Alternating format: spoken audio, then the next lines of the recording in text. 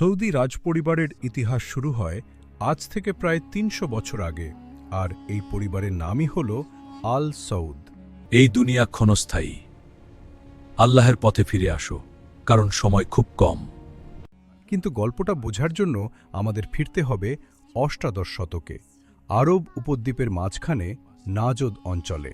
চিন্তা করো না, আমরা এর মধ্য দিয়ে যাব। আপনাদের তো আমাদের দিতে দেবেন। আল্লাহ আমাদের রক্ষা করবে। আরব উপদ্বীপের মাঝখানে নাজদ অঞ্চলে। প্রথম অধ্যায়, দিরিয়াহর সূচনা। ১৭৫৪ সালে নাজদের ছোট শহর দিরিয়াহতে ক্ষমতায় ছিলেন মোহাম্মদ বিন সৌদ। তিনি ছিলেন স্থানীয় শাসক, কিন্তু তখন আরব উপদ্বীপে কোনো একক রাষ্ট্র ছিল না। বিভিন্ন গোত্র, ছোট ছোট আমিরাত আর ওসমানীয় সাম্রাজ্যের প্রভাব সব মিলিয়ে বিভক্ত অবস্থা।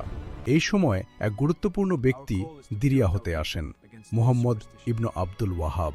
তিনি ধর্মীয় সংস্কারের আহ্বান জানাচ্ছিলেন, তাওহীদের ওপর জোর, কুসংস্কারের বিরোধিতা। মুহাম্মদ বিন সৌদ তার সাথে ঐতিহাসিক চুক্তি করেন। এই জোটের মাধ্যমে শুরু হয় প্রথম সৌদি রাষ্ট্র, দিরিয়াহ আমিরাত। ধীরে ধীরে তারা নাজদের বড় অংশ দখল করে। পরে মক্কা ও মদিনাও তাদের নিয়ন্ত্রণে আসে। এতে উসমানীয় সাম্রাজ্য ক্ষুব্ধ হয়। পতন, প্রথম সৌদি রাষ্ট্রের শেষ। ওসমানীয়দের পক্ষে মিশরের শাসক বাহিনী পাঠান। দীর্ঘ যুদ্ধের পর ১৮১৮ সালে দিরিয়াহ ধ্বংস করা হয়।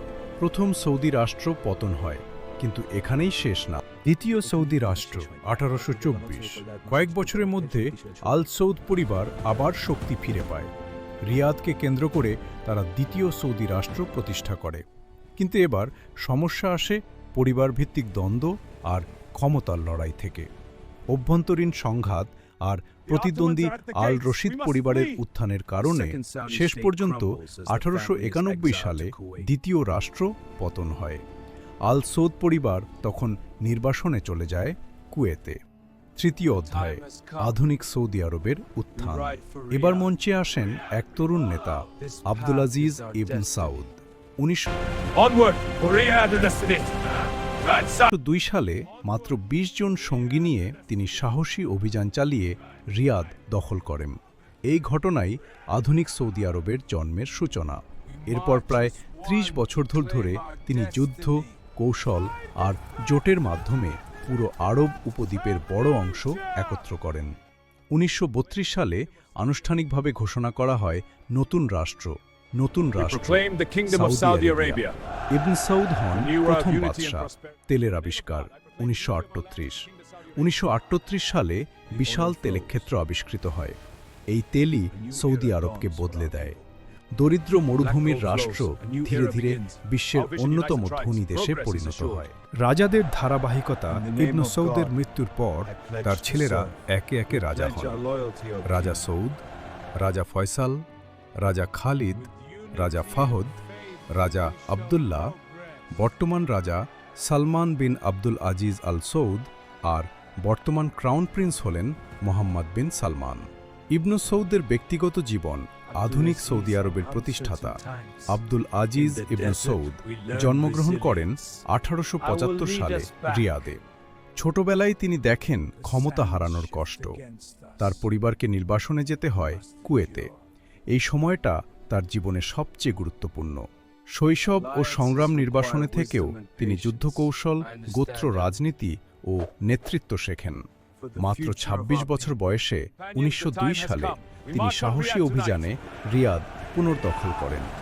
নেতৃত্বের ধরন তিনি ছিলেন সাহসী যোদ্ধা, কৌশলী রাজনীতিবিদ, গোত্রগুলোকে একত্র করার দক্ষ নেতা।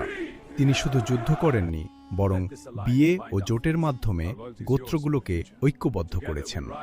পরিবার। ইবন সৌদদের বহু স্ত্রী ও অসংখ্য সন্তান ছিল। তার ছেলেদের মধ্য থেকেই পরবর্তী রাজারা নির্বাচিত হন। তার উদ্দেশ্য ছিল ক্ষমতা পরিবারেই থাকবে।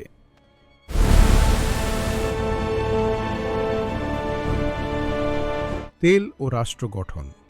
১৯৩৮ সালে তেল আবিষ্কারের পর তিনি বিদেশি কোম্পানির সাথে চুক্তি করেন। এতে রাষ্ট্র অর্থনৈতিকভাবে শক্তিশালী হয়।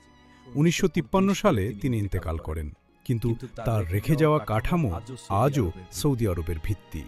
রাজা ফয়সালের ইসলামিক নেতৃত্ব ইবনু সৌদের ছেলে ফয়সাল বিন আব্দুল আজিজ আল সাউদ সৌদি ইতিহাসের সবচেয়ে প্রভাবশালী রাজাদের একজন। ইসলামিক ভূমিকা তিনি চেয়েছিলেন সৌদি আরব শুধু ধনী দেশ নয়, বরং মুসলিম বিশ্বের নেতা হোক। 1969 সালে আগুন লাগার পর তিনি organisation of Islamic cooperation OIC গঠনে গুরুত্বপূর্ণ ভূমিকা রাখেন। তেলকে অস্ত্র হিসেবে ব্যবহার। 1983 সালে আরব ইসরায়েল যুদ্ধের সময় তিনি পশ্চিমা দেশগুলোর উপর তেল রপ্তানি নিষেধাজ্ঞা দেন। এতে বিশ্ব রাজনীতিতে বড় প্রভাব পড়ে। আধুনিক শিক্ষা। তিনি মেয়েদের শিক্ষার অনুমোদন দেন, যা তখন বিতর্কিত ছিল, কিন্তু তিনি বিশ্বাস করতেন উন্নতির জন্য শিক্ষা জরুরি। 1975 সালে তিনি আততায়ীর গুলিতে নিহত হন। তার মৃত্যু আজও সৌদি ইতিহাসে বড় ঘটনা। বর্তমান পরিবর্তন ও ভিশন 2030। বর্তমানে পরিবর্তনের মুখ সৌদি আরব। এই পরিবর্তনের নেতৃত্ব দিচ্ছেন ক্রাউন প্রিন্স মোহাম্মদ বিন সালমান। ভিশন 2030 কি? ভিশন 2030 হল অর্থনীতি ও সমাজকে আধুনিক করার পরিকল্পনা। মূল লক্ষ্য তেলের উপর নির্ভরতা কমানো, পর্যটন বাড়ানো, প্রযুক্তি ও বিনিয়োগ বৃদ্ধি, নারীদের কর্মক্ষেত্রে অংশগ্রহণ বৃদ্ধি। বড় প্রকল্প। সবচেয়ে আলোচিত প্রকল্প হল নিয়ম, একটি ভবিষ্যৎ স্মার্ট সিটি। সামাজিক পরিবর্তন। নারীদের গাড়ি চালানোর অনুমতি, সিনেমা হল চালু, বিনোদন খাত সম্প্রসারণ। তবে এই পরিবর্তন নিয়ে সমালোচনাও আছে। মানবাধিকার ইস্যু, রাজনৈতিক নিয়ন্ত্রণ ইত্যাদি নিয়ে আন্তর্জাতিক আলোচনা চলছে। এভাবেই 1744 সালের ছোট দিরিয়া থেকে শুরু হয়ে আজকের আধুনিক শক্তিশালী রাষ্ট্রে পরিণত হয়েছে সৌদি আরব। সৌদি আরবের রাজপরিবার এখন এক নতুন বাস্তবতার মুখোমুখি। তাদের কাছে চ্যালেঞ্জ শুধু অর্থনৈতিক নয়, সামাজিক ও রাজনৈতিক পরিবর্তনও সমান গুরুত্বপূর্ণ। রাজপরিবারের ভেতরের কাঠামো, রাজপরিবারের সদস্য সংখ্যা হাজারের বেশি। সুতরাং সিদ্ধান্ত গ্রহণ ও ক্ষমতা বিতরণ খুবই জটিল। অ্যালিজিয়েন্স কাউন্সিল বা বাইয়াত পরিষদ এই ভারসাম্য রাখে। এতে ঠিক করা হয় কে হবে ক্রাউন প্রিন্স বা ভবিষ্যতের রাজা। সাম্প্রতিক বছরে ক্ষমতা কেন্দ্রীভূত হয়েছে, পুরনো শক্তিশালী শাখাগুলোকে কিছুটা সরানো হয়েছে, নতুন প্রজন্মকে গুরুত্বপূর্ণ দায়িত্ব দেওয়া হয়েছে। নিরাপত্তা ও সামরিক শক্তি।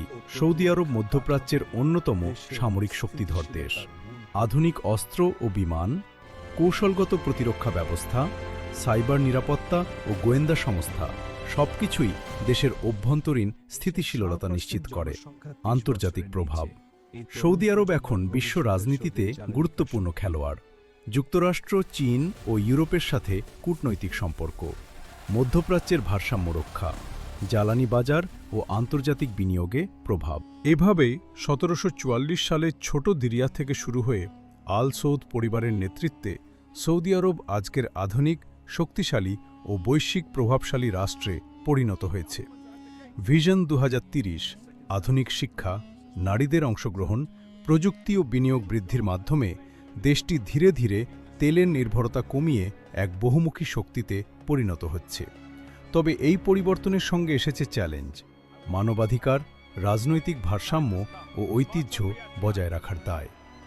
রাজপরিবারের নেতৃত্ব, তরুণ প্রজন্মের উদ্যোগ এবং আন্তর্জাতিক কূটনৈতিক সম্পর্ক সব মিলে সৌদি আরবের ভবিষ্যৎ গড়ে দেবে।